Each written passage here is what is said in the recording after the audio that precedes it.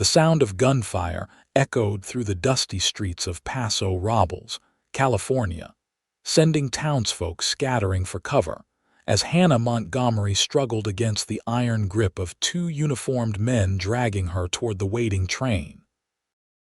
Her golden hair had come loose from its careful arrangement, whipping across her face as she fought with every ounce of strength left in her exhausted body. "Let me go. I've done nothing wrong," she shouted, her voice nearly drowned out by the hissing steam from the locomotive. The platform bustled with activity, most passengers carefully averting their eyes from the spectacle. 3 armed guards flanked the pair manhandling her, their government badges catching the harsh afternoon sunlight.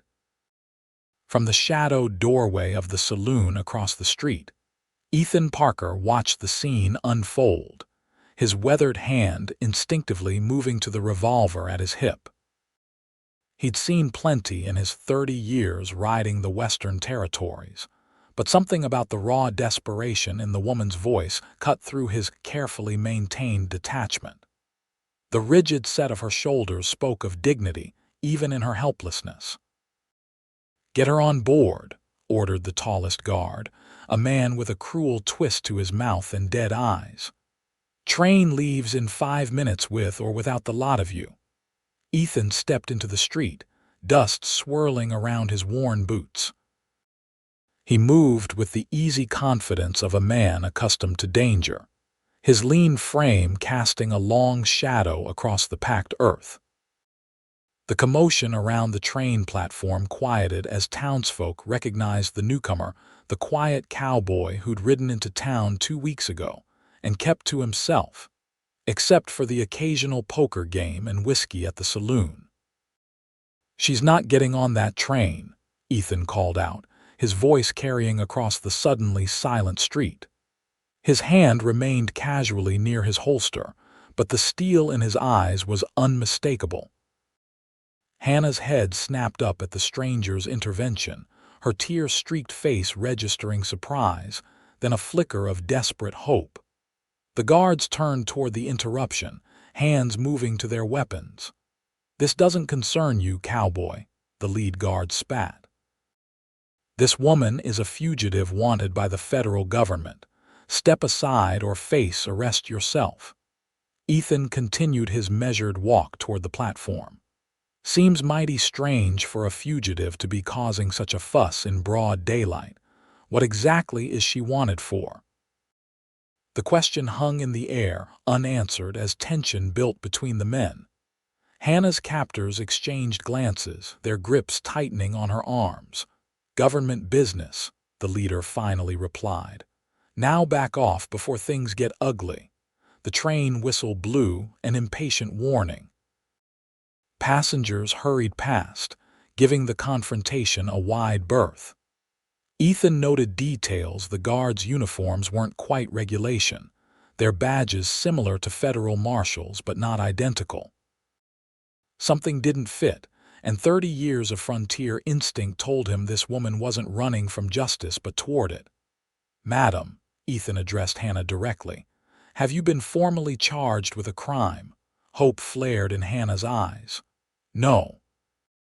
"These men broke into my home," and a sharp blow from one of the guards cut off her words.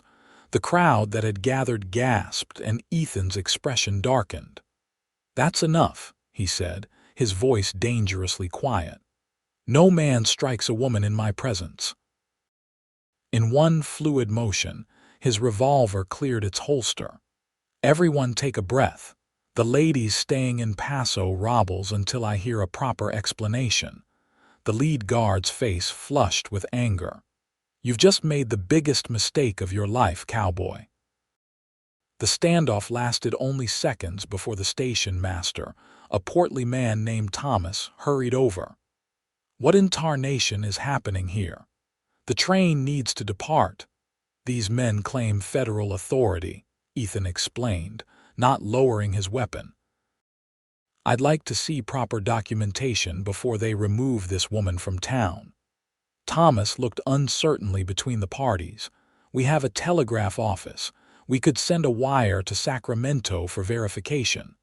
The lead guard's expression flickered. We don't have time for this nonsense. Our orders are clear. Then they'll wait for confirmation, Ethan insisted. The 5-against-1 odds didn't seem to trouble him, though anyone watching closely might have noticed his eyes calculating distances, positions, angles. The train whistle blew again, longer and more insistent. "Last call for boarding," the conductor shouted. The lead guard made a quick decision. "Fine. We'll verify our authority with the local sheriff. Keep the woman here." He gestured to 2 of his men. "You 2 stay and watch her, the rest with me." As 3 of the men moved away, Hannah's shoulders sagged in momentary relief. Ethan maintained his position, revolver still drawn, watching the remaining guards with the steady gaze of a man who had faced worse odds. "Much obliged for the assistance, Cowboy," she said quietly, her voice carrying a slight southern accent that hadn't been apparent in her earlier shouting. "Don't thank me yet, madam," Ethan replied. "Let's see what the sheriff has to say." The train began to move, wheels grinding against the tracks with increasing momentum. The passengers who had witnessed the confrontation peered curiously through windows as they pulled away from Paso Robles. Ethan gestured toward the sheriff's office across the town square. "Shall we?" The 2 remaining guards exchanged glances before reluctantly nodding. One kept a firm grip on Hannah's arm as they began the walk. The small group moved through the dusty street, followed by the curious gazes of townspeople who sensed that something extraordinary was happening in their otherwise quiet community. Sheriff Malcolm Grant was sorting through wanted posters when the party entered his office. His weathered face registered surprise at the unusual group: 2 armed men in quasi-official uniforms, a disheveled but clearly educated woman, and Ethan Parker, the reserved cowboy who rarely caused trouble. "What's all this, then?" Grant asked, rising from behind his desk. "These men claim to be federal agents taking this woman into custody," Ethan explained. "They've shown no papers, filed no charges, and were attempting to force her onto the train that just left." Sheriff Grant's bushy eyebrows rose. "That right, gentlemen?" "We're working for the Department of War," the taller guard stated. "This woman has information vital to national security. Our authority comes directly from Washington." Hannah shook her head vehemently. "That's a lie. I've never done anything against this country." "These men work for Senator Williams. They're trying to silence me because—" The guard jerked her arm roughly. "Quiet." Sheriff Grant's expression hardened. "In my office, you'll show respect to everyone, especially a lady. Now, let's see your credentials." Reluctantly, the guard produced papers that the sheriff examined carefully. After a moment, Grant handed them back. "These look official enough, but they don't specifically authorize you to take this woman into custody. I'll need to verify with Sacramento before I let you remove anyone from my jurisdiction." The guard's face darkened. "Sheriff, with all due respect, this is beyond your authority. We have orders, and I have responsibilities," Grant cut him off. "This is my town, and in my town, we follow proper procedures." He looked at Hannah. "Madam, what's your name?" "Hannah Montgomery," she replied, straightening her shoulders despite her disheveled appearance. "I was a teacher in Sacramento, until a week ago when I witnessed something I shouldn't have at Senator Williams' estate." Grant nodded thoughtfully. "Miss Montgomery will remain in Paso Robles until I receive confirmation from higher authorities. She'll stay in the town's boarding house under my supervision." "This is outrageous," the guard protested. "Our superiors will hear about this."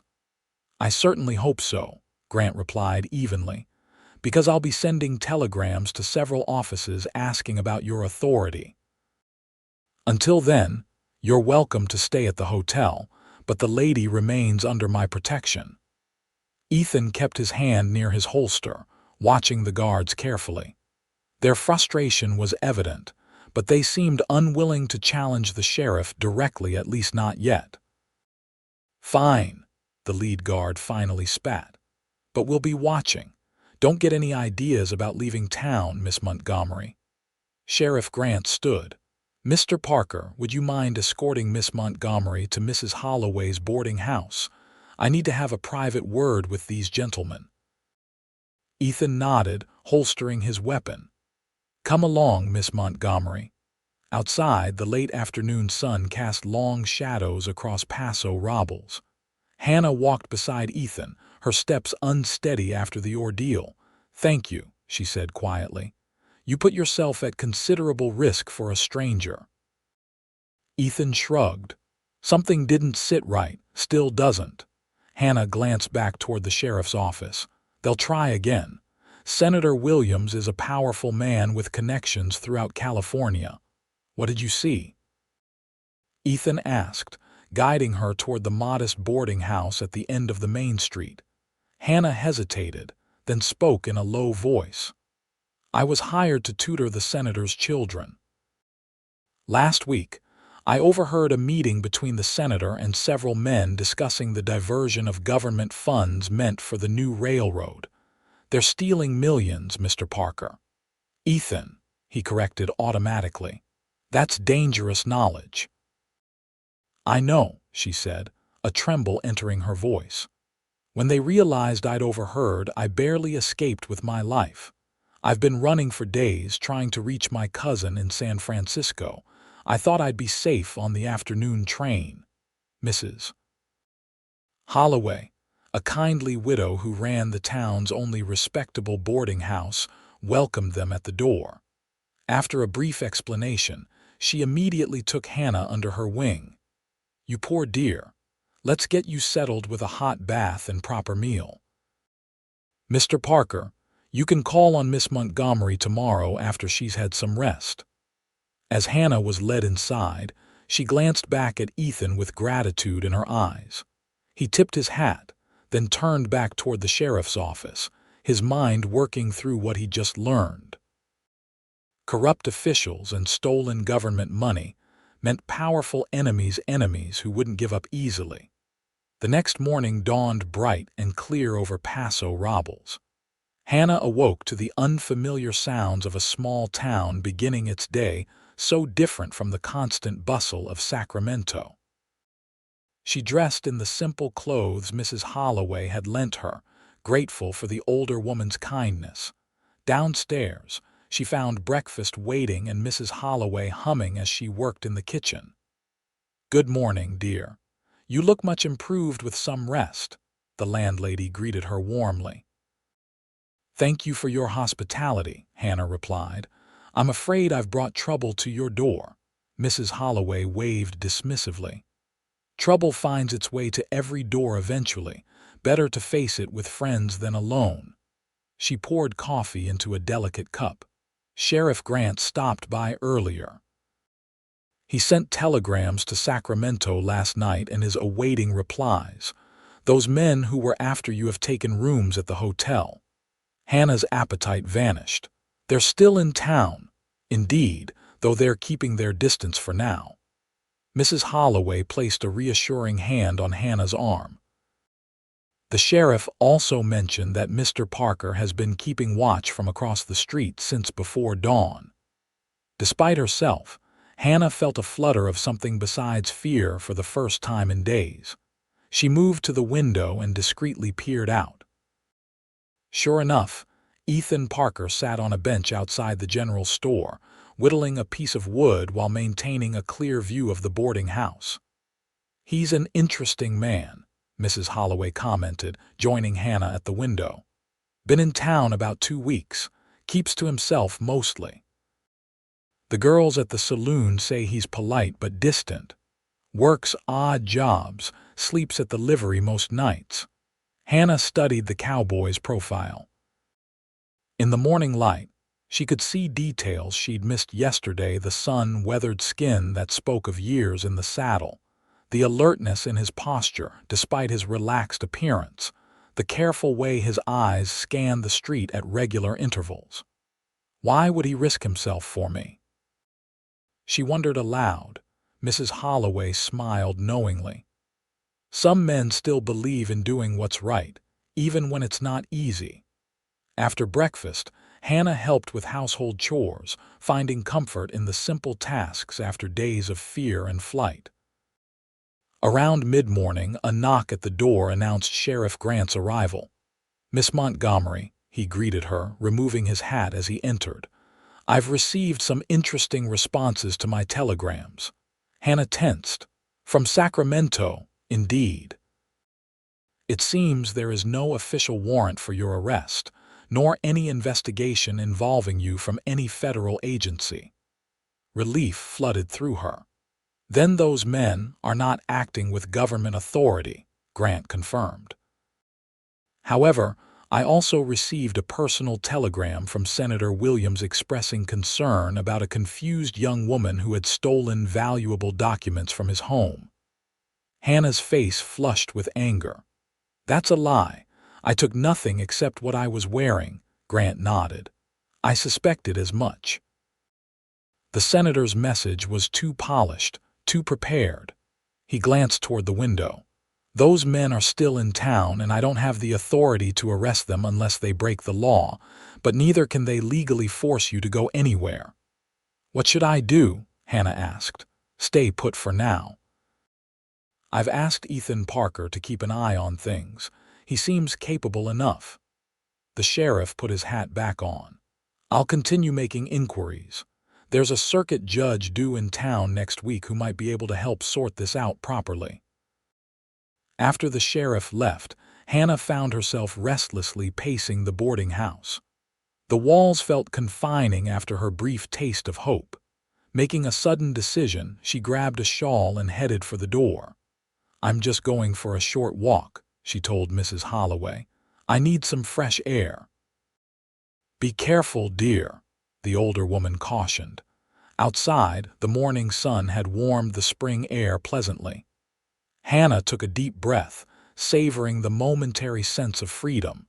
She had taken only a few steps when Ethan materialized beside her. "Morning, Miss Montgomery," he said, falling into step beside her. "Feeling better today? Much thank you." She studied him openly now. "Mrs. Holloway says you've been watching the house since dawn." A slight smile tugged at his mouth.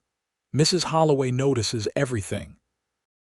"Why are you helping me?" Hannah asked directly. "You don't know me." Ethan was quiet for a moment as they walked. "When I was 14, my father witnessed a land grabber's men burning out a family that wouldn't sell. He spoke up, testified. His voice grew harder. They killed him for it. Left my mother with 3 children and a failing ranch." Hannah's expression softened. "I'm sorry. My point is, speaking the truth against powerful men takes courage. It deserves to be protected." He looked at her with quiet intensity. "What you're doing matters."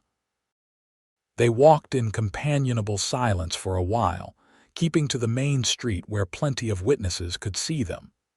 Hannah found herself studying the town more carefully now, noting potential escape routes, places to hide if necessary. 7 years of teaching had honed her observational skills.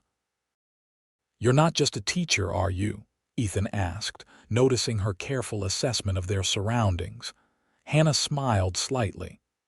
"Being a woman alone requires certain awareness. But yes, I taught at a girls' academy in Sacramento for 7 years. Mathematics and natural sciences." Ethan's eyebrows rose. "Impressive."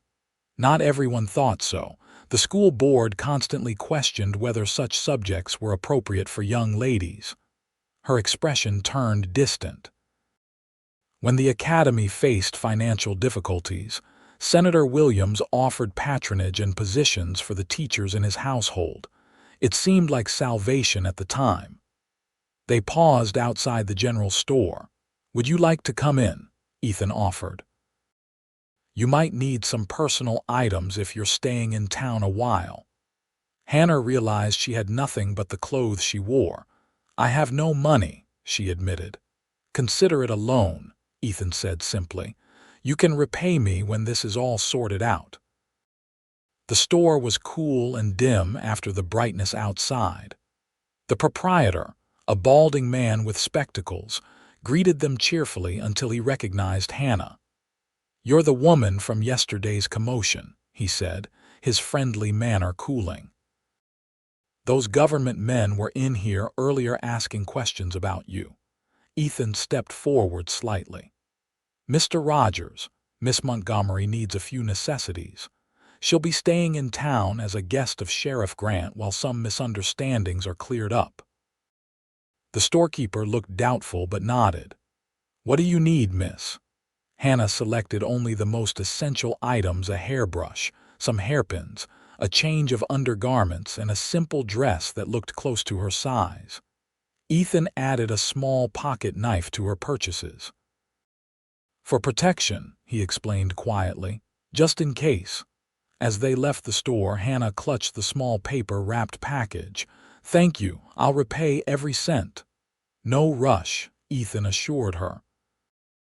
They were halfway back to the boarding house when Hannah spotted two of the men who had tried to force her onto the train.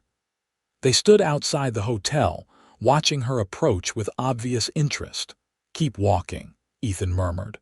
"Don't show fear." As they drew closer, the taller guard stepped into their path. "Miss Montgomery, I see you found a protector." "The lady is under the sheriff's protection," Ethan corrected, "as he made clear yesterday." The guard smiled unpleasantly. "Sheriff Grant is currently busy with a disturbance at the saloon. Quite convenient timing, wouldn't you say?" Hannah's heart raced as she realized the implications. A deliberate distraction to isolate her. "We just want a private word with Miss Montgomery," the guard continued, his tone falsely reasonable. "Surely you understand that national security matters require discretion."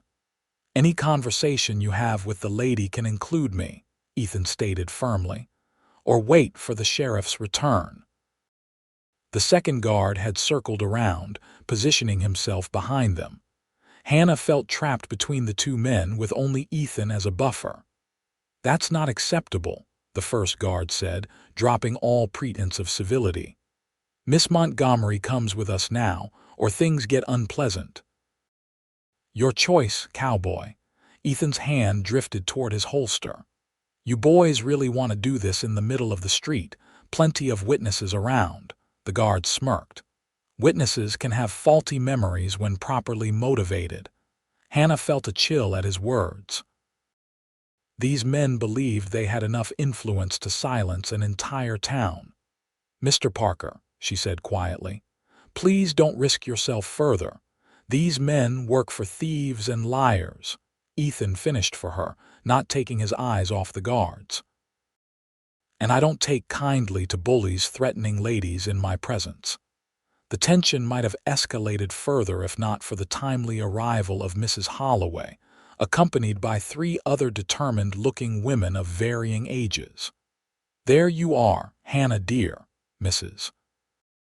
Holloway called cheerfully, pushing her way between the guards to take Hannah's arm. "You must come quickly. We're having an emergency meeting of the Ladies' Aid Society, and we need your input on the new library fund." The other women closed ranks around Hannah, effectively separating her from the guards. Ethan suppressed a smile at the confusion on the men's faces, as they found themselves outmaneuvered by a group of middle-aged women wielding nothing more threatening than parasols and determined expressions. "Gentlemen," Mrs. Holloway addressed the guards icily, "I'm sure you have business elsewhere. Our meeting is for ladies only." Surrounded by her unexpected defenders, Hannah was escorted back to the boarding house, leaving the frustrated guards and an amused Ethan in the street. Inside, Mrs. Holloway dropped her cheerful facade. "Sheriff Grant really is occupied with a fight at the saloon. Those men clearly plan to separate you from protection." "Thank you," Hannah said gratefully to the assembled women. "You took a risk for a stranger." "Nonsense," declared a silver-haired woman who introduced herself as Mrs. Whittaker, the doctor's wife. Mrs. Holloway explained your situation. We may be a small town, but we don't tolerate bullying. Besides, added a younger woman named Rebecca, any enemy of Senator Williams is a friend of mine. That man's land agents tried to force my father off our ranch last year. Hannah realized that her private struggle had wider implications than she'd understood. Senator Williams' corruption affected many lives across the region. That evening, Ethan took up position on Mrs. Holloway's porch, declining the offer of a proper room. "I can see better from out here," he explained. The boarding house had become an impromptu fortress, with several of the town's women finding reasons to visit throughout the day, effectively preventing the guards from making another attempt to seize Hannah. As darkness fell, Hannah brought Ethan a plate of dinner and a cup of coffee. "You should eat something," she said, settling beside him on the porch swing. "Thank you." He accepted the food gratefully. They sat in comfortable silence as crickets began their nightly chorus and lamps were lit in windows across town. "Tell me about yourself," Hannah said eventually. "What brings a lone cowboy to Paso Robles?" Ethan took a sip of coffee before answering. "I've been drifting for a while. Worked as a ranch hand, did some scouting for the army, tried my hand at prospecting up north." He shrugged. "Nothing seems to stick. What did you do before drifting?" She asked perceptively. He glanced at her with newfound respect for her insight. "Had a small spread in Colorado. Wife died of fever 5 years back. Didn't see much point in staying after that." Hannah's expression softened. "I'm sorry for your loss." "It was a long time ago," he said, though something in his voice suggested the wound wasn't entirely healed. "And what brought you specifically to Paso Robles?" Ethan smiled slightly. "Heard there was work at the Thornton Ranch outside town. Thought I might stay a while, save some money." Hannah nodded, looking out at the darkening street.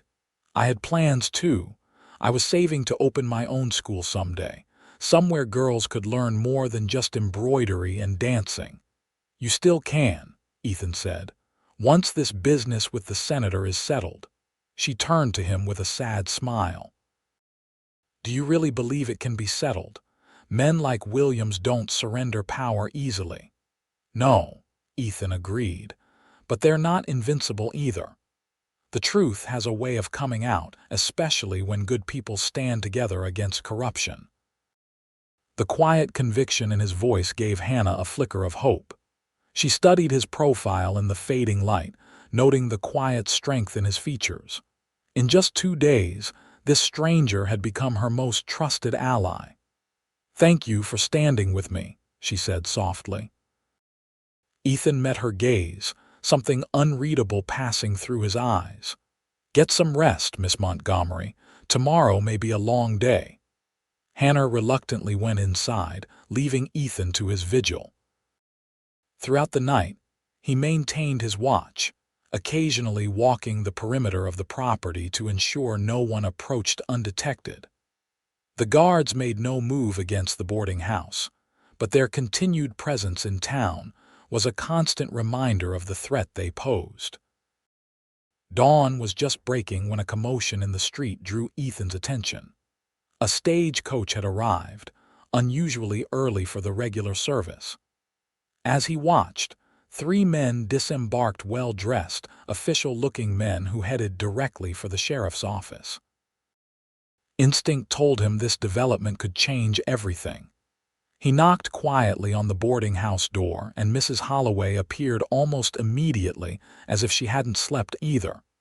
"We have visitors," Ethan informed her. "Official-looking men at the sheriff's office. Could be good or bad news." Mrs. Holloway's eyes narrowed. "I'll wake Hannah. Perhaps you should see what's happening." Ethan nodded and headed across the street, maintaining a casual pace while staying alert for any movement from the hotel where the guards were staying. The door to the sheriff's office was closed, but through the window he could see Grant in intense conversation with the new arrivals, Before he could get closer, the door opened, and Sheriff Grant spotted him. "Parker, just the man I wanted to see. Come in." Inside, Ethan found himself facing three stern-faced men. The oldest, a distinguished gentleman with silver at his temples, studied him with sharp eyes. "Mr. Parker, this is Judge Hamilton from the Federal Circuit Court, along with Marshal Davis and Special Investigator Wilson from Sacramento." Sheriff Grant introduced them. Ethan nodded respectfully, though his wariness remained.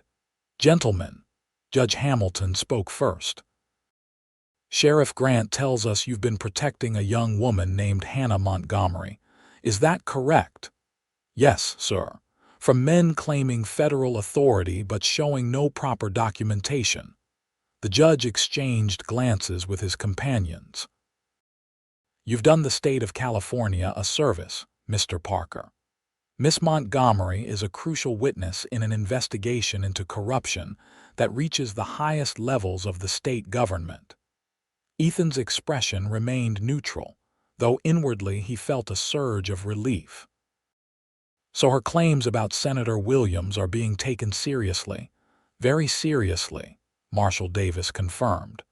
"We've been building a case against the senator and his associates for months. Miss Montgomery's testimony could be the key to breaking it wide open." "The men pursuing her?" Ethan asked. "Hired thugs, not government agents," Special Investigator Wilson explained. "We believe they were sent to silence her before she could reach authorities in San Francisco." Sheriff Grant leaned forward. "We should bring Miss Montgomery here immediately. Those men are still in town, and they may have realized something's changed with your arrival." Ethan was already moving toward the door when it burst open, revealing a breathless boy of about 12. "Sheriff, there's a fire at Mrs. Holloway's boarding house." Ethan's blood ran cold.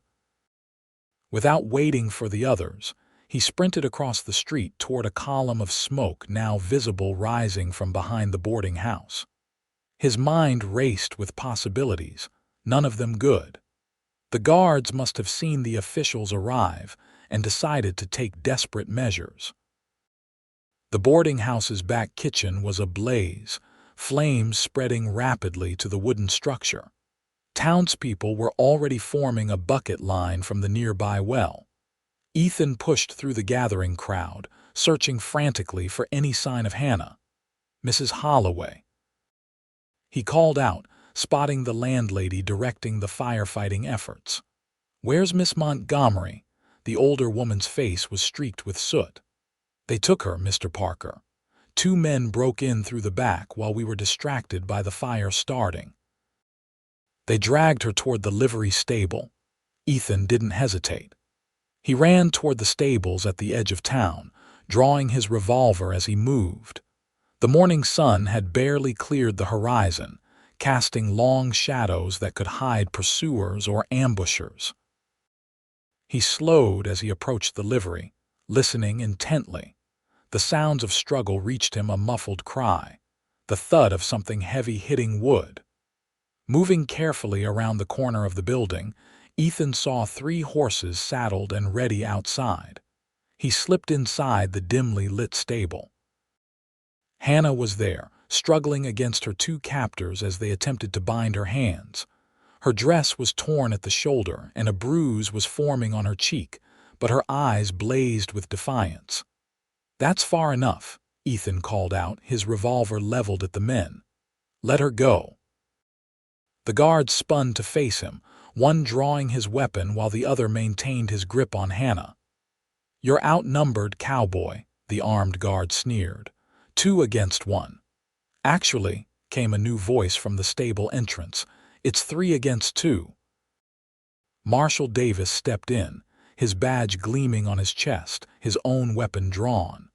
"Federal Marshal, you men are under arrest for kidnapping, impersonating government officials, and about a dozen other charges I'll think of later." The guards exchanged desperate looks. For a moment, it seemed they might surrender. Then the one holding Hannah shoved her violently toward Ethan and drew his weapon in the same motion. Gunfire erupted in the confined space of the stable. Horses whinnied in panic, adding to the chaos.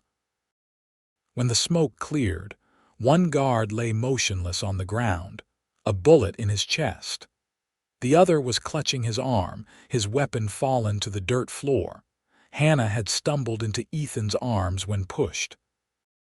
He had managed to catch her while returning fire, a feat of coordination that spoke to years of experience in dangerous situations. "Are you hurt?" he asked urgently, his free arm still around her waist. "No," she gasped, trembling with shock and relief. "I'm all right." Marshal Davis quickly secured the surviving guard, kicking his weapon away and binding his wounded arm with practiced efficiency.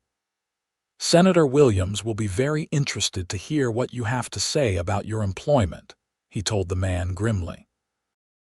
The commotion had drawn a crowd, including Sheriff Grant, Judge Hamilton, and the special investigator.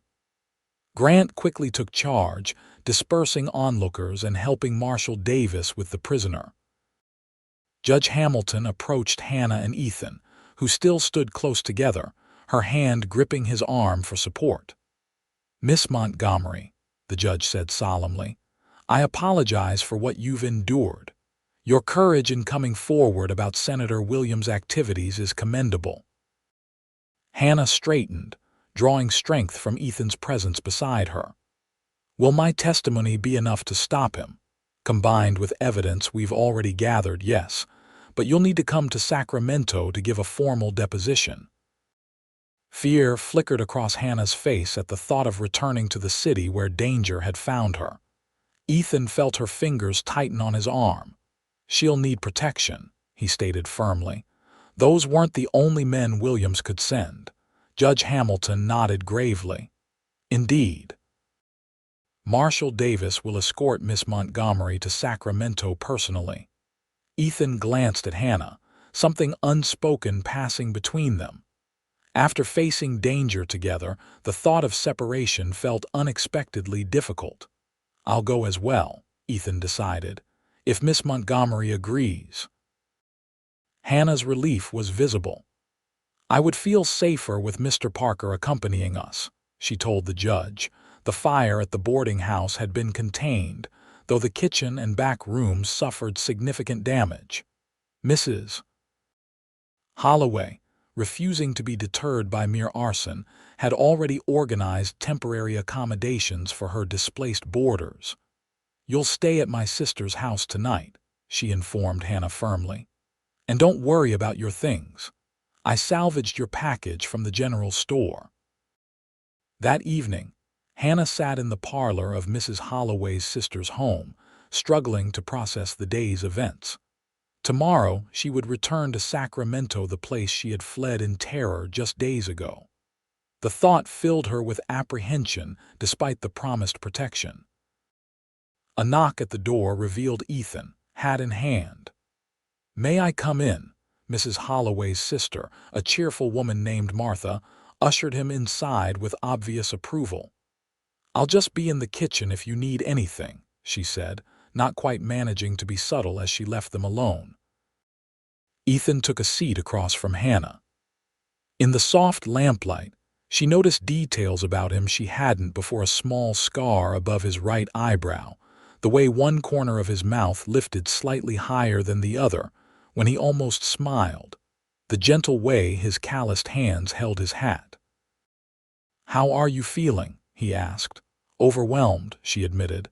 "Everything has happened so quickly." He nodded, understanding. "It's not easy standing up against powerful men, takes courage." "I don't feel particularly courageous," Hannah confessed. "Just scared and lucky to be alive." "That's often what courage looks like," Ethan observed. "Doing what's right despite the fear."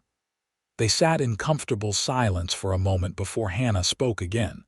"You don't have to come to Sacramento, you know. You've already done more than enough for a stranger." Ethan looked at her steadily. "I don't consider you a stranger anymore, Miss Montgomery." The simple statement carried unexpected weight, warming something inside her that had been cold with fear for too long. She realized that in the space of just 3 days, this quiet, honorable man had become important to her in ways she couldn't fully articulate. "Hannah," she said softly. "Please call me Hannah." "Hannah," he repeated, her name sounding different in his voice. "I gave my word I'd see this through, and I will. Besides," he added with a hint of a smile, "you still owe me for those hairpins in that dress." She laughed, the sound surprising them both. "So I do, though at this rate my debt to you grows daily." "Some debts aren't meant to be repaid," he said quietly. The journey to Sacramento began early the next morning. Marshall Davis had arranged for a private stagecoach, considering it safer than the more predictable train route. Judge Hamilton and Special Investigator Wilson had departed the previous evening to prepare for Hannah's arrival. The stagecoach accommodated the 4 travelers comfortably. Hannah, Ethan, Marshall Davis, and Sheriff Grant, who had decided to accompany them to the city. The sheriff had a personal interest in seeing Senator Williams brought to justice, having witnessed the effects of the senator's land-grabbing schemes on local farmers. As Paso Robles faded behind them, Hannah found herself seated beside Ethan, their shoulders occasionally touching with the swaying of the coach. The proximity brought an unexpected comfort. "I've been meaning to ask," she said after they had been traveling for some time. "How did you know those men weren't legitimate agents that first day at the train station?" Ethan considered the question. "Little things. Their uniforms weren't quite right. Real federal marshals don't manhandle civilians in public without proper cause. And mainly," he added, "they seemed more interested in silencing you than arresting you." Marshall Davis, sitting opposite them, nodded approvingly. "Good observations." Williams hired ex-Army men and dressed them up like officials, counting on intimidation to do the job. It works more often than it should. The journey would take 2 days, with an overnight stop at a way station. The spring countryside passed outside the windows, rolling hills covered with wildflowers, valleys green with new growth, occasional homesteads carved from the wilderness. Hannah found herself studying Ethan's profile as he gazed out the window. "What will you do after this is over?" she asked. "Continue drifting." He turned to her, something unreadable in his expression. "Haven't decided yet. Depends on how things turn out in Sacramento, I suppose." Their conversation was interrupted when the stagecoach suddenly lurched to a halt. Marshall Davis immediately tensed, his hand moving to his weapon. "Stay inside," he ordered, peering cautiously through the window. "Driver, what's the problem?" "Tree down across the road, Marshall," the driver called back. "Looks freshly cut." Sheriff Grant and Marshall Davis exchanged alarmed glances. "Ambush," Grant muttered. The lawmen quickly organized a defense, positioning themselves on either side of the coach. Ethan drew his revolver and moved to shield Hannah. "When I say run, head for those rocks," he told her quietly, indicating a boulder formation about 30 yards from the road. "Don't stop, don't look back." Hannah's heart pounded as she realized their journey had been anticipated. "I won't leave you to face this alone." Ethan's expression softened momentarily. "I need to know you're safe, please." Before she could respond, gunfire erupted from the trees lining the roadside. The driver cried out and toppled from his seat. Marshall Davis returned fire while Sheriff Grant attempted to calm the frightened horses. "Now," Ethan shouted, throwing open the coach door and providing covering fire as Hannah darted toward the rocks. She ran as she'd never run before, her skirts hampering her movements, terror lending speed to her steps. Behind her, the exchange of gunfire continued.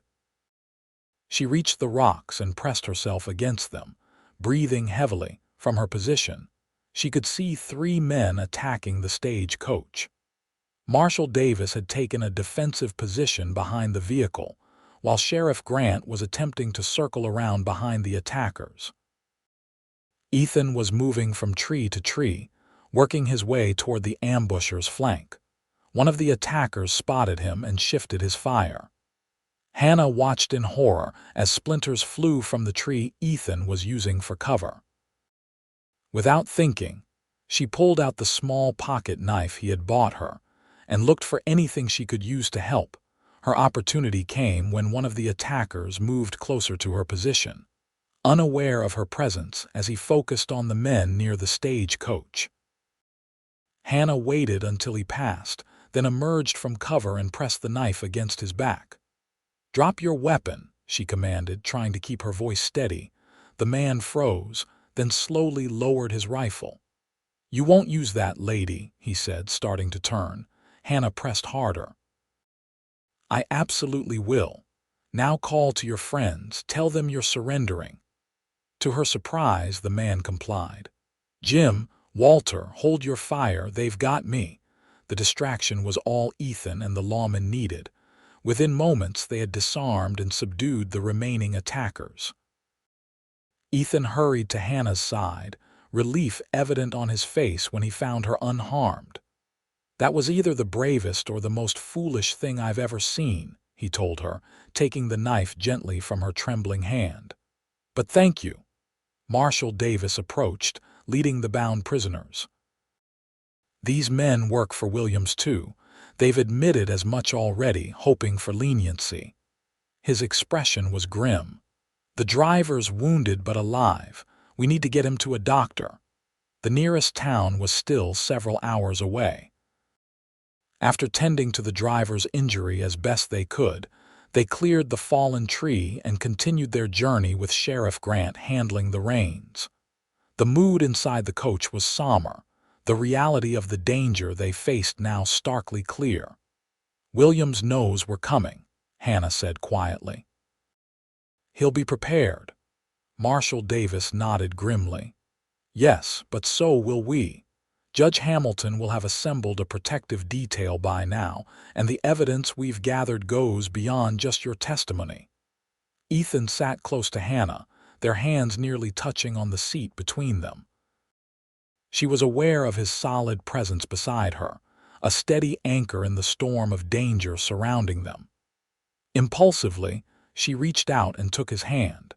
He looked surprised but didn't pull away, instead giving her fingers a gentle squeeze of reassurance. They reached the way station by nightfall, a small outpost with basic accommodations for travelers. The wounded driver was attended to by the station keeper's wife, who had some medical knowledge. The prisoners were secured in a storeroom under Sheriff Grant's watchful eye. Hannah was given a small private room, separated from the main sleeping area by a thin partition. After the day's events, exhaustion should have claimed her immediately, but sleep remained elusive. Every creak of the building's timbers, every night sound from outside had her tensing, expecting another attack. A soft knock at her door startled her. "Hannah," Ethan's voice was barely audible. "Are you awake?" She opened the door to find him standing in the dimly lit hallway, still fully dressed. "I couldn't sleep," she admitted. "Me neither. Thought I'd check on you." His eyes searched her face with concern. "You were brave today. Not many would have kept their wits about them like that." Hannah smiled faintly. "I had a good teacher. You bought me that knife, remember? Didn't expect you to use it quite so soon," he replied with a hint of humor. Then his expression grew serious again. "We should reach Sacramento by tomorrow evening. Things will move quickly once we arrive." Hannah nodded, a familiar anxiety returning. "I'm not looking forward to facing Senator Williams in court." "You won't face him alone," Ethan promised. His hand moved as if to touch her face, then stopped, hovering uncertainly between them. Hannah made the decision for him, stepping forward into his embrace. His arms encircled her gently, providing the comfort and security she desperately needed. She rested her head against his chest, listening to the steady beat of his heart. "Thank you," she whispered, "for everything." He held her for a long moment before reluctantly stepping back. "Try to get some rest. I'll be right outside your door all night." True to his word, Ethan maintained his vigil. When Hannah emerged the next morning, she found him sitting on a bench in the hallway, his hat tipped low over his eyes but his posture alert. The second day of travel passed without incident, though everyone remained vigilant. As the landscape gradually changed from rural countryside to more populated areas, Hannah's anxiety increased. By late afternoon, the outskirts of Sacramento came into view. "It feels strange, returning like this," she commented, watching familiar landmarks pass by. "I fled in such terror just days ago." Ethan studied her profile, noting the determination that had replaced the fear in her eyes. "You're not the same woman who ran away. You're returning to face what happened, to make it right." His simple observation struck Hannah profoundly. He was right, something had changed in her during the events of the past few days. The teacher who had accidentally overheard a corrupt conversation and fled in panic had been replaced by a woman willing to stand her ground and fight for justice, even at personal risk. Their stagecoach was met at a predetermined location by several armed men wearing federal badges. Marshal Davis exchanged brief words with them before returning to explain. "Judge Hamilton has arranged secure accommodations for you at the federal building. You'll give your deposition tomorrow morning, and the evidence will be presented to a grand jury immediately thereafter." Hannah nodded, her expression resolute. "And Senator Williams is under surveillance but not yet aware that we're building a case. That will change once your deposition is filed." As they transferred to a more discreet carriage for the final leg of the journey, Hannah found herself reluctant to part from Ethan. "Will you be there tomorrow?" she asked quietly. "Wouldn't miss it," he assured her. "I've come this far with you." The federal building was an imposing structure in downtown Sacramento. Inside, Hannah was escorted to a comfortable suite of rooms that had been prepared for her, complete with new clothing and personal items. A female attendant was assigned to assist her, and armed guards were posted outside her door. "These precautions may seem excessive," Marshal Davis explained, "but Senator Williams has extensive connections. We're taking no chances with your safety."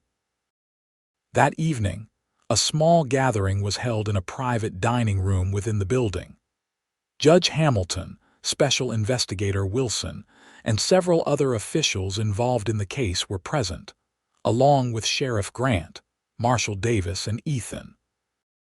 Hannah was introduced to each person, their roles in the coming proceedings carefully explained. "Your testimony is crucial, Miss Montgomery," Judge Hamilton told her, "but it's important you understand you're not alone in this fight. We've been building this case for months, gathering evidence of the senator's corruption." Hannah looked around the table at these men who had dedicated themselves to upholding justice. Her gaze lingered on Ethan, who stood somewhat apart from the others, still the outsider despite his integral role in bringing her safely to Sacramento. After dinner, as the officials dispersed to make final preparations for the morning, Hannah found a moment alone with Ethan in a quiet corner of the room. "You seem uncomfortable in this company," she observed. He shrugged slightly. "Not used to cities, or officials, or fancy dinners. Yet you've navigated it all remarkably well." She studied him thoughtfully. "There's more to you than meets the eye, Ethan Parker." A hint of a smile touched his lips. "Could say the same about you, Hannah Montgomery." She took a deep breath, gathering courage for what she wanted to say. "After tomorrow, after I give my testimony, what happens then?" Ethan's expression grew serious. "That depends on the grand jury. If they indict Williams, there will be a trial. You might need to testify again." "That's not what I meant," Hannah said softly. "I meant what happens with us." The question hung between them, loaded with unspoken possibilities. Ethan took a step closer, his voice dropping to ensure they weren't overheard. "I don't have much to offer an educated woman like yourself. Just a saddle, a good horse, and a reputation for honest work." Hannah's heart quickened at his words. "Those sound like rare and valuable things to me." Before he could respond, Marshal Davis approached, regretfully informing them that Hannah needed to rest before tomorrow's proceedings. As she was escorted to her rooms, she glanced back to find Ethan watching her, his expression a mixture of concern and something deeper that made her pulse race. The morning brought clear skies and a sense of purpose. Hannah, dressed carefully in the new clothes, provided a simple but elegant blue dress that lent her a professional appearance appropriate for the serious matters at hand. Her hands trembled slightly as she pinned up her hair, but her resolve remained firm. The deposition took place in a formal room within the federal building. Hannah sat at a large table, surrounded by legal officials who recorded her every word. She recounted in detail the conversation she had overheard at Senator Williams' estate, the discussion of diverted funds, falsified contracts, and bribes paid to ensure silence. The senator specifically mentioned that $2 million had been successfully diverted from the railroad appropriations, she testified. He laughed about how the government inspectors had been paid to look the other way. Throughout her testimony, she maintained her composure, answering questions clearly and precisely. Ethan watched from the back of the room, pride evident in his expression. This brave, articulate woman was fighting against corruption with nothing but the truth as her weapon. By midday, the deposition was complete. Judge Hamilton informed Hannah that the grand jury would convene immediately to consider the evidence. "What happens now?" she asked as they left the deposition room. "Now we wait," the judge replied. "The grand jury proceedings are secret, but given the evidence, I expect an indictment within days, possibly hours." They hadn't even reached the end of the corridor when a commotion erupted at the building's entrance. Raised voices, hurried footsteps, and then Marshal Davis appeared, his expression urgent. "Judge, Senator Williams is here demanding to speak with you. He's brought his lawyer and several supporters." Judge Hamilton's expression hardened. He must have been informed about Miss Montgomery's testimony. "What should we do?" Marshal Davis asked. The judge considered for a moment. "We cannot legally prevent him from entering a public building. However, Miss Montgomery should be moved to a secure location immediately." Ethan stepped forward. "I'll take her." Before anyone could respond, the imposing figure of Senator James Williams appeared at the end of the hallway, flanked by several well-dressed men. His gaze locked immediately on Hannah, recognition and fury crossing his face. "That's her," he shouted, pointing. "That's the woman spreading vicious lies about me." The situation threatened to spiral out of control as the senator's supporters and the federal officers faced off in the narrow corridor. Judge Hamilton moved to intercept Williams, his voice carrying clear authority. "Senator, this is highly inappropriate. Grand jury proceedings are confidential, and approaching a witness could be construed as intimidation." Williams' face flushed with anger. "I have a right to face my accuser. This woman was a disgruntled employee who stole documents from my home." Hannah stepped forward, her voice steady despite her racing heart. "I took nothing but my own possessions, Senator. The only thing I'm sharing is the truth about what I heard." The senator's eyes narrowed dangerously. "You'll regret this, Miss Montgomery." "I have friends in every level of government, in every courthouse in California." "Not for much longer," came a new voice. A distinguished gentleman in an expensive suit emerged from a side room, accompanied by several official-looking men carrying documents. Senator Williams, I am United States Attorney Robert Collins. I have here a federal indictment against you for fraud, embezzlement, and corruption. The color drained from Williams' face as two federal marshals moved to flank him. His lawyer whispered urgently in his ear, but the senator seemed unable to process the sudden reversal of his fortunes. "This is absurd," he finally sputtered. "A conspiracy against a public servant based on the word of a school teacher. Based on evidence gathered over months of investigation," U.S. Attorney Collins corrected. "Miss Montgomery's testimony was merely the final piece we needed." He nodded to the marshals. "Senator Williams, you are under arrest." The scene that followed was chaotic. The senator's protests, his supporters' confusion, the methodical process of the marshals as they took him into custody. Through it all, Hannah stood tall, Ethan's steadying presence beside her a reminder that she wasn't facing this alone. When Williams had been led away, Judge Hamilton turned to Hannah with genuine respect in his eyes. "You've shown remarkable courage, Miss Montgomery. Your actions today have struck a blow against corruption that will resonate throughout California." The following days passed in a blur of legal proceedings and newspaper headlines. Senator arrested. Corruption scandal rocks Sacramento dominated the front pages. Hannah was kept under protection at the federal building, giving additional statements as needed and watching as the case against Williams and his associates expanded. Ethan remained by her side throughout, a quiet constant in the storm of activity. They found moments of peace in the evenings, sitting together in the garden courtyard of the federal building, talking about everything and nothing. "Have you thought about what you'll do next?" Ethan asked one such evening, a week after Williams' arrest. "Now that it's almost over." Hannah gazed up at the stars visible between the city buildings. "I still want to open that school. Girls deserve an education that prepares them for more than just marriage." "Where would you establish it?" She considered the question. "Not here in Sacramento. Too many memories, too many connections to Williams. Somewhere smaller, perhaps, where such a school would make a real difference." Ethan was quiet for a moment. "Paso Robles could use a good school, towns growing, families moving in. Mrs. Holloway mentioned the town council has been looking for a qualified teacher." Hannah turned to him, studying his face in the fading light. "Are you planning to return there?" "Been thinking about it," he admitted. "Sheriff Grant offered me a deputy position. Said the town could use a man who stands up for what's right."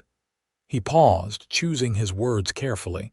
"But my decision depends on certain factors." "What factors?" Hannah asked softly, though she suspected she knew the answer. Ethan's hand found hers in the gathering darkness. "Whether I'd be riding back alone." The touch of his calloused fingers against hers sent warmth spreading through Hannah's body. "Are you asking me to come with you, Ethan Parker?" "I'm asking for a chance," he replied, his voice low and earnest.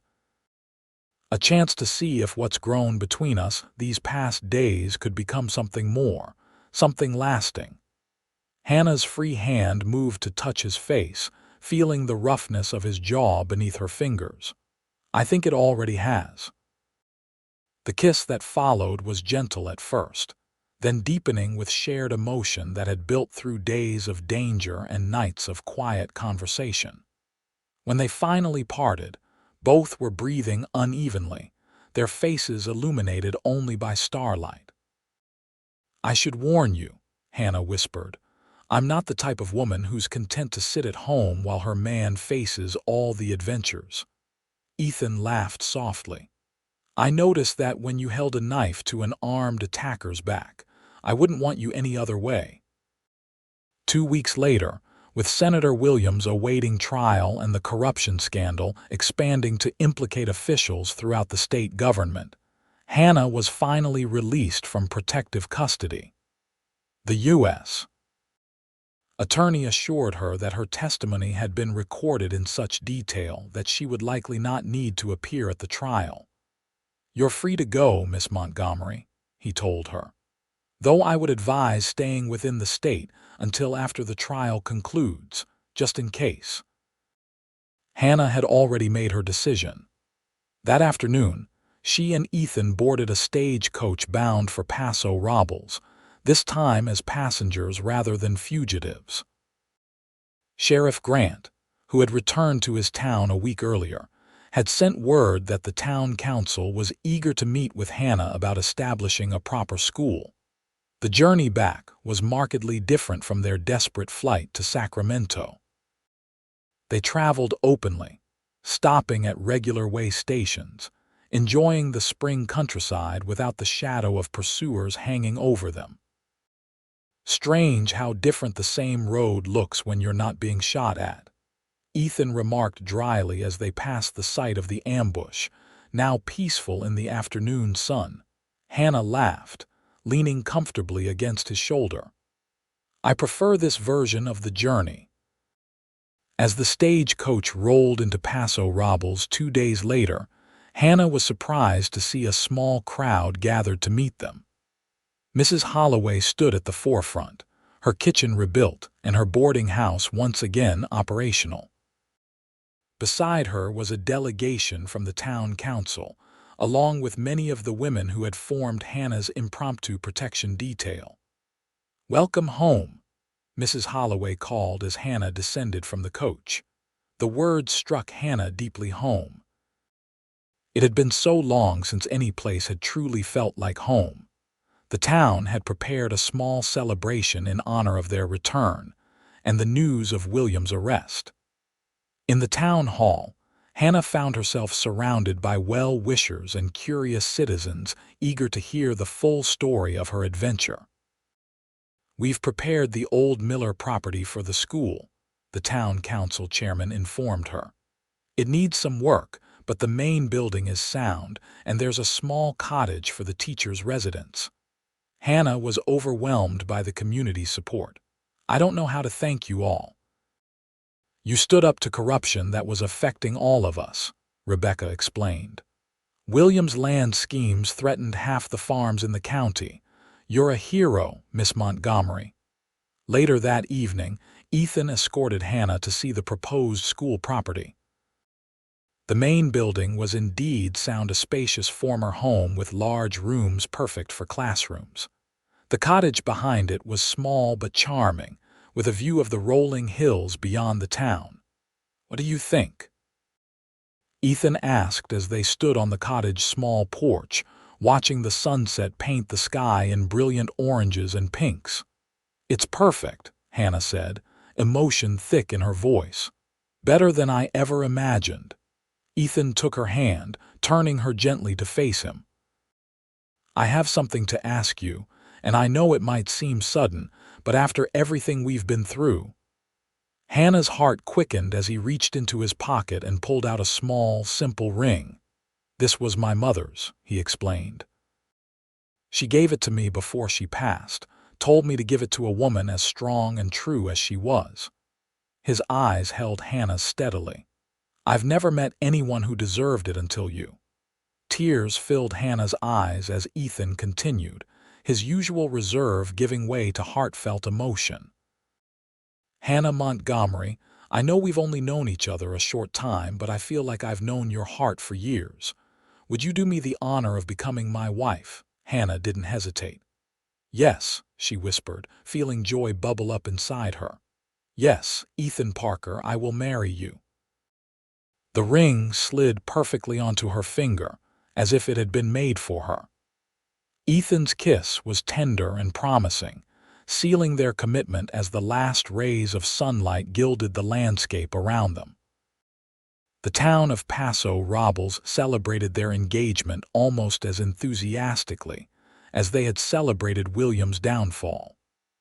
Mrs. Holloway insisted on hosting the wedding at her fully restored boarding house, and the women of the town threw themselves into preparations with gusto.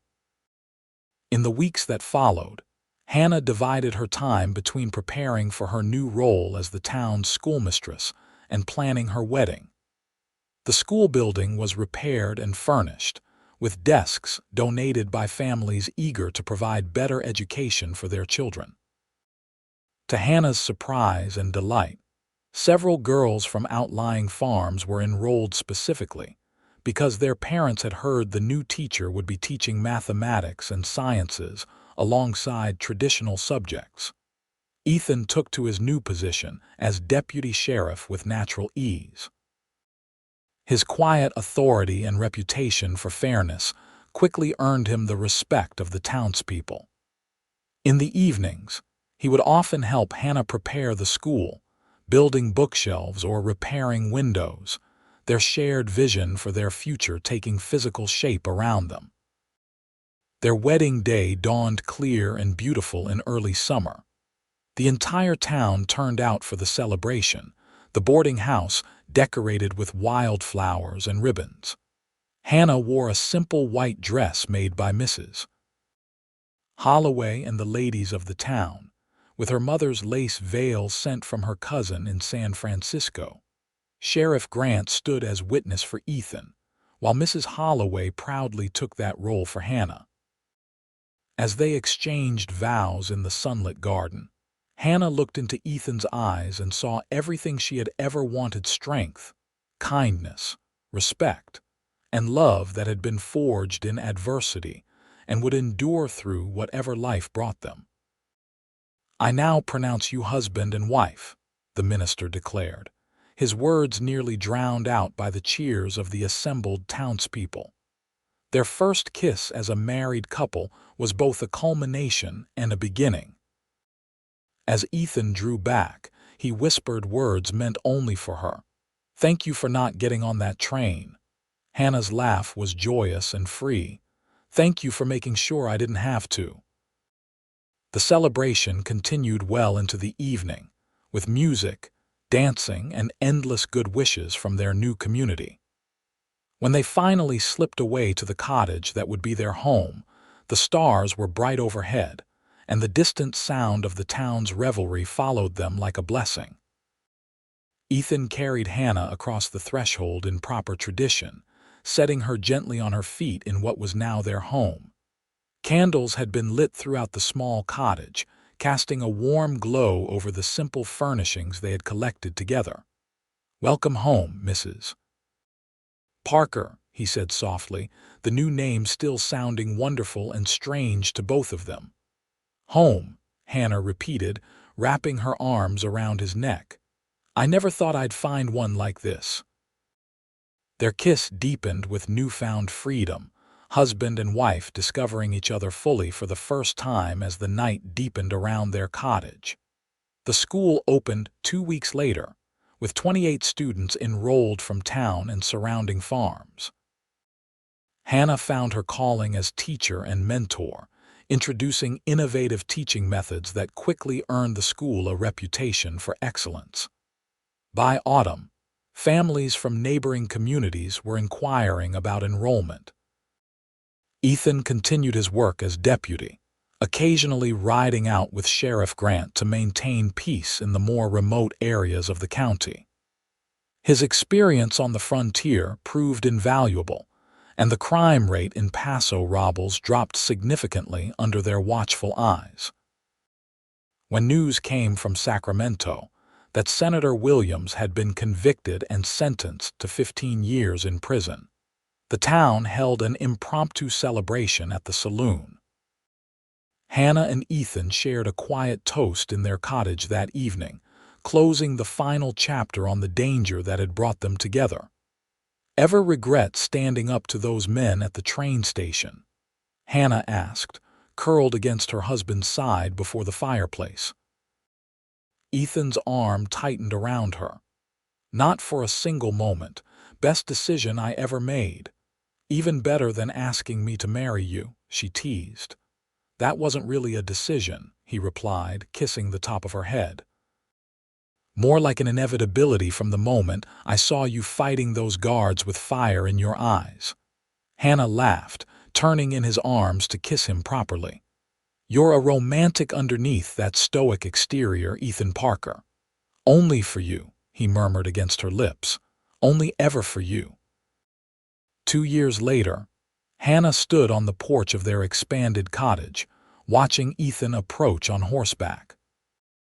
Their school had grown to require 2 additional teachers, and the cottage had been enlarged to accommodate their growing family. Their son James, now 6 months old, slept peacefully in his cradle inside. Ethan, now full sheriff following Grant's retirement, dismounted with the easy grace that still made Hannah's heart skip. His face lit up at the sight of her, as it did every time he returned home. "How are my 2 favorite people?" he asked, climbing the steps to embrace her. "3, actually," Hannah replied with a smile, taking his hand and placing it gently on her stomach. Dr. Whittaker confirmed it this morning. Joy spread across Ethan's face as he pulled her into a gentle embrace. "Another baby, that's wonderful news." Over his shoulder, Hannah watched the sunset painting the hills of Paso Robles in gold. From desperate flight to passionate love, from danger to security, her journey had been unexpected in every way. The woman who had once been forced toward a train by armed guards was now firmly rooted in a life built on love, respect, and purpose. "I love you, Sheriff Parker," she whispered against his ear. Ethan drew back just enough to look into her eyes, his own filled with devotion. "And I love you, Mrs. Parker," more with each passing day. As twilight settled over their town, they stood together on the porch, 2 people who had found each other against all odds, their future stretching before them as vast and promising as the western horizon.